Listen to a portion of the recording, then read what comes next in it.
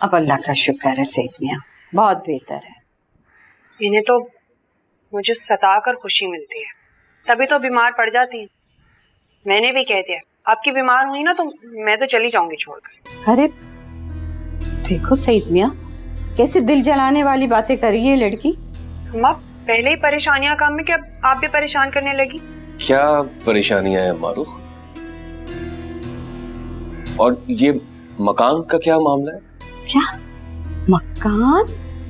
अम्मा कोई गैर तो नहीं है ना? ये मैंने इनसे कह दिया कि मकान तलाश करते हैं। मैंने तुम्हें मना किया था ना मारो कि मत बताना। एक तरफ आप इन्हें अपना बेटा कहती हैं और फिर दूसरी तरफ यूं दुख छुपाती भी हैं। तो क्या इसको भी परेशान कर दूं मैं? अरे खाला ठीक ही तो कह रही है मारूफ, क्यों गैरों जैसी बातें कर रही है आप लोग मुझे अपना दुख नहीं बताएंगे तो और किसे बताएंगे? और क्यों छोड़ना है आपको ये मकान? बस बेटा क्या बताऊं, बताते हुए भी मुझे शर्म आ रही है। मालिक मकान ने कहा है कि इस बार आऊंगा तो आपका सामान उठा के बाहर फेंक दूंगा मैं। किसी की इतनी जरूरत नहीं है खाला कि आपके सामान को हाथ लगाए। सही पता है, हर दूसरे दिन आ जाता है, इतनी धमकियां देता है, मुझे तो डर लगने लगा है अकेली औरतों को देख के कहीं सचमुच में सामान निकाल के बाहर ही ना फेंक दे। टांगे तोड़ दूंगा उसकी। आप मुझे उसका नंबर दें, मैं बात करता हूँ उससे। नहीं सईद मियाँ, रहने दो, वो भी सच्चा है। हम तुम देखो कि अगर उसको वक्त पे हम किराया नहीं देंगे तो वो क्यों हमें यहाँ पे रुकने देगा। अब महीना खत्म होने वाला है और महीना खत्म होने से पहले पहले उसका सब्र भी खत्म हो जाता है। कितना किराया है खाला जी? मुझे बताएं, मैं आज ही उसके मुंह पे दे मारता हूँ। 3 महीने का किराया चढ़ गया। मैंने अपने बेटे को भी फोन किया था लेकिन उसने कहा कि ये मेरी जिम्मेदारी नहीं है। फिर कहने लगा कि आप बस फौरन आ जाएं। तो चली जाए ना अम्मा, मुझे किसी दारुल अमान में छोड़। मारो अब देख, उनकी सुतेली है ना, लेकिन मेरी तो सगी बेटी। पहले ही मेरी बच्ची समाने की डसी हुई, कैसे इसको दुनिया के रहमो करम पे छोड़ दूं? अरे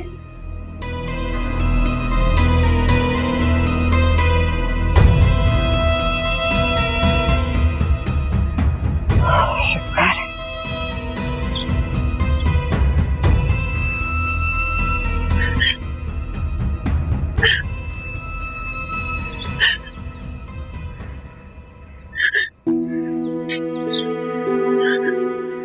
इस तरह मेरे सामने रहोगी तो मैं यहाँ नहीं आऊंगा। मत आए, इन आंसुओं के सिवा मेरे पास कुछ बचा नहीं है। ऐसा तो मत कहो। फिर और क्या कहूँ? थक गई हूँ चेहरे पर ये झूठी मुस्कुराहट से जाने बोझ लगने लगी है ये जिंदगी। क्यों कर रही हो ऐसी बातें? फिर और क्या करूँ? मालिक मकान की बातें मैं सुनती हूँ सईद साहब, उन्हीं से तो मैं मिलने भी नहीं देती। बर्दाश्त ही नहीं कर पाएंगे वो बातें। जो बातें करता है,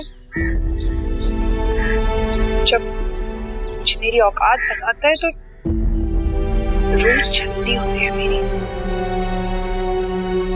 कितना किराया है इस मकान का? 20,000। 60,000 देना है उसका। अम्मा पे भी बोझ बन के पड़ी हुई हूँ, नफरत सी होने लगी है जिंदगी से। पागलों वाली बातें मत करो मारो, मैं तो तुम्हें 60,000 दे जाऊंगा। इस मालिक मकान के ना मुंह पे मारना। जी अब तो खुश हो जा। सईद साहब, मैं आपसे एहसान नहीं ले सकती। ये एहसान नहीं है मारूफ, मेरी मजबूरी है। मैं चाहता हूं कि तुम अपनी जिंदगी से प्यार करो, और उसके लिए 60,000 तो क्या, अगर मुझे अपनी जान भी देनी पड़ी ना तो मैं दे दूंगा। सईद साहब, आप किस तरह क्यों नहीं समझते कि... सही साहब नहीं, सिर्फ सही। इतनी तो इनायत कर दो अब के मेरे नाम के साथ साहब कहना छोड़ दो। अगर अम्मी को पता चला सईद तो डांटेंगी। वो तो चाहती नहीं थी कि आपको भनक भी पड़े इस बात की। मैं मना लूंगा, बस तुम मुझसे वादा करो कि आज के बाद तुम कभी नहीं रहोगी, और कभी भी कोई भी परेशानी होगी फौरन मुझे बताओ। वादा करो बस।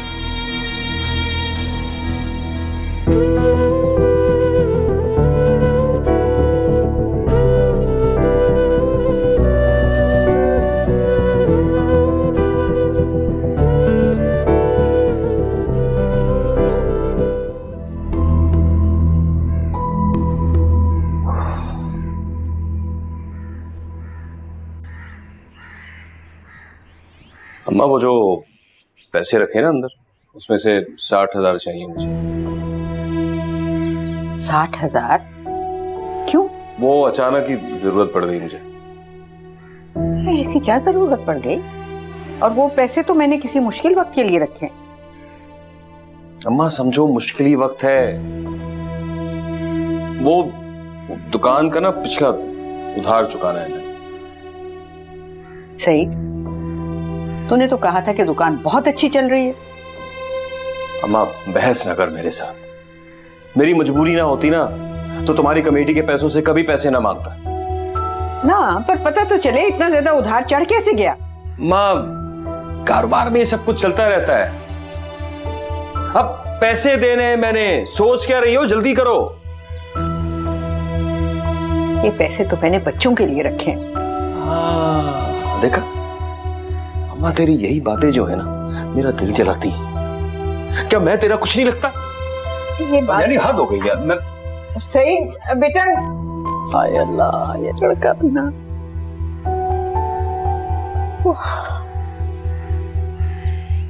अम्मा जल्दी से ताला खोल।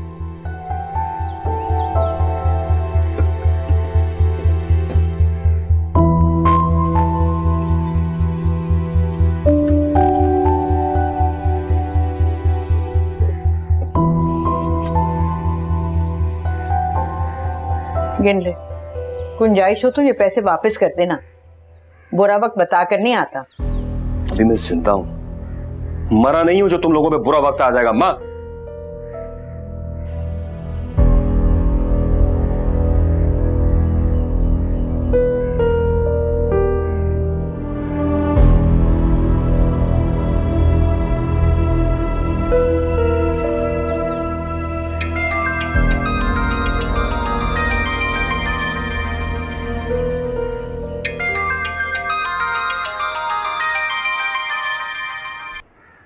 हेलो।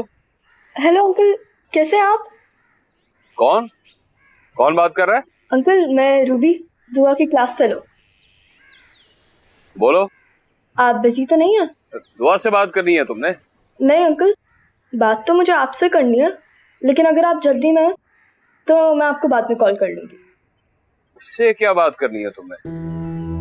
अंकल, दुआ के साथ मसला क्या है? अजीब साइकी है उसकी।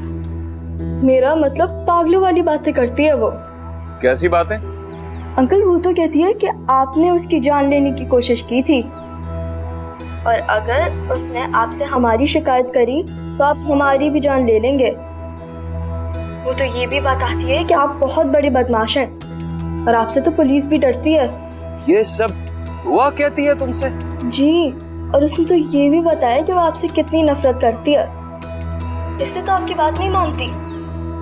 अंकल, हमें बहुत तंग करती है स्कूल में।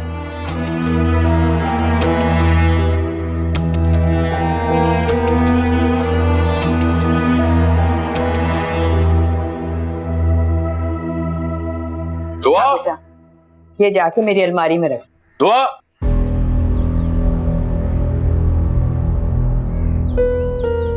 ये रूबी कौन है? वो मेरी क्लास फेलो है रूबी।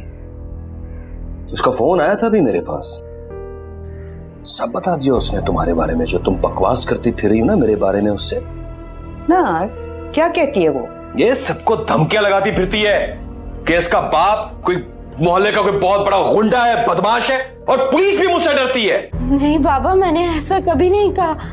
मैं तो रूबी से बात भी नहीं करती। ये कल सुबह से स्कूल नहीं जाएगी। होश के नाखून लो सईद, जरा सी बात के ऊपर। मैंने कह दिया ये स्कूल नहीं जाएगी तो बस नहीं जाएगी।